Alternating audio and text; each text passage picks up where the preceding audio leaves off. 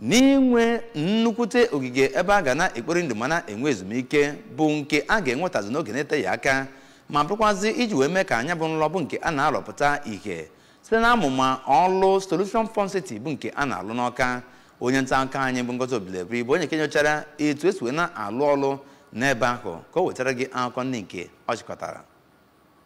Ọrụ na-aga n'ihu na ngo dị iche iche na ya bụ ebe enyere ndị ọrụ ngo ụzọ atọ ka e wee nwee ike hụ na arụchapụrụ ya bụ ọrụ ngwa ngwa. Solution Fund City bụ nke dị n'ime Awka Township Stadium. Enwegasịrị ọtụtụ ngalaba dị iche iche na ya bụ ebe ndị dịka ụlọ Family Fund, ebe a ga-enwe ọnụkụ dị iche iche ebe a ga na-enene ihe ejije, ebe a kpọrọ Utility Building, Ferry Wheels, Tower, ebe a na-egwu mmiri, Administrative and Ticketing Building, ya na ụlọ ama nakwa iwu akwa mmiri nke bụ ndị ụlọ ọrụ ZTC bụrụ otu n'ime ụlọ ọrụ atọ ahụ enyere ya bụ ọrụ. Ka ndị ABS rutere na ebe ahụ ahụrụ ka ọrụ na-aga n'ihu n'ikem n'ebe dịgasị iche iche. Ka ọ na-agwazi ndị ntakọ ABS okwu, ka onye ji ọkwa project manager bụ Engineer Edmond Chukwuemeka kọwara na ha bidoro ọrụ na ya bụ ebe na ọnwa Ọktoba n'afọ gara aga ma bụrụkwanụ nke ha ga-arụchapụ ma ọnwa June afọ a